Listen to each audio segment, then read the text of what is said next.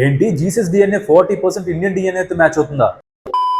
So hello guys, మీలో ఈ విషయం ఎంతమంది తెలుసో లేదో నాకు తెలియదు, కానీ ఇంటర్నెట్లో చాలా పెద్ద రచ్చరణ అవుతుంది. ఎస్, ష్రోడ్ ఆఫ్ తురిన్ అంటే యేసు ప్రభు చనిపోయినప్పుడు ఆయన మీద కప్పబడ్డ గుడ్డ. మీరు ఆ క్లాత్ ని కొంచెం క్లీన్ గా అబ్జర్వ్ చేసి ఉంటే దాని మీద ఆయన తాలూకా వూండ్స్, అంతేందుకు ఆయన ఫేస్ స్ట్రక్చర్ కూడా ఆ క్లాత్ మీద క్లియర్ గా కనిపిస్తూ ఉంటుంది. సో ఇప్పుడు మ్యాటర్ ఏంటంటే, ఈ ష్రోడ్ ఆఫ్ తురిన్ ఏదైతే ఉందో దాని మీద దొరికిన డిఎన్ఏ తోని సైంటిస్టులు ఎప్పటి నుంచో టెస్ట్ చేస్తున్నారు. అయితే ఇటలీలోని యూనివర్సిటీ ఆఫ్ పొడోవాకు చెందిన సైంటిస్టులు దాని మీద దొరికిన డిఎన్ఏ 40% ఇండియన్ ఆరిజిన్ తో మ్యాచ్ అవుతుంది అని చెప్పేసి కన్ఫర్మ్ చేశారు. సో ఈ న్యూస్ విన్న తర్వాత ఆల్మోస్ట్ వరల్డ్ వైడ్ గా అందరికి ఫ్యూజ్ అవుట్ అయిపోయింది అనమాట. సో ఇప్పుడు సడన్ గా యేసు ప్రభు ఇండియాకి చెందిన వ్యక్తి అని చాలా మంది డౌట్ రైజ్ అయితే, బట్ కొన్ని సెట్ ఆఫ్ పీపుల్ ఏమంటున్నారంటే, ఆ లెనిన్ క్లాత్ ఏదైతే ఉందో యేసు ప్రభు మీద కప్పిన లెనిన్ క్లాత్ ఇండియా నుంచి ట్రావెల్ అయ్యి చాలా మంది చేతులు మారిన తర్వాత జీసస్ క్రైస్ట్ మీద కప్పడం జరిగింది కాబట్టి ఇప్పుడు వాళ్ళ డిఎన్ఏ కూడా మ్యాచ్ అయి ఉండొచ్చు కదా అని చెప్పేసి చాలా మంది అంటున్నారు. ఇప్పుడు చాలా మంది అంటున్న ఇంకొక థియరీ ఏంటంటే, మహాభారత యుద్ధం జరిగిన తర్వాత ద్వారకా మునిగిపోయిన తర్వాత ద్వారకా వాసులు చాలా మంది మిడిల్ ఈస్ట్ వైపు మైగ్రేట్ అయ్యారని చెప్తున్నారు. అండ్ ఇంకొక థియరీ ఏంటంటే,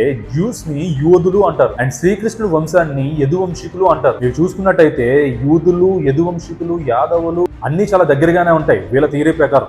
అండ్ ఇప్పుడు సోషల్ మీడియాలోని ఈ థియరీని శ్రీకృష్ణుడికి ఎందుకు కనెక్ట్ చేస్తున్నారు అంటే, మహాభారత యుద్ధంలోని శ్రీకృష్ణుడు ఐఎమ్ ద గాడ్ అంటారు, Jesus Christ son of the God అని అంటారు. సో ఇప్పుడు ఈ రెండు థియరీలకి కనెక్షన్ ఉందని నేను చెప్పట్లేదు, కానీ బట్ ఆ లెనిన్ క్లాత్ ఏదైతే ఉందో దాని మీద జరిగిన డిఎన్ఏ టెస్ట్ ఏదైతే ఉందో ఇప్పుడు ఎంతమంది చేతులు మారినా హార్డ్లీ 3% to 15% వరకు మ్యాచ్ అవ్వచ్చు, కానీ 40% డిఎన్ఏ మ్యాచ్ అయింది అంటే అది చిన్న విషయం కాదు.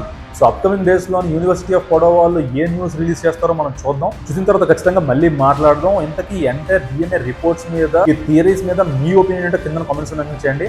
అండ్ వెళ్తూ సబ్స్క్రైబ్ చేసుకోవడం మర్చిపోకండి. జై హింద్, జై శ్రీరామ్.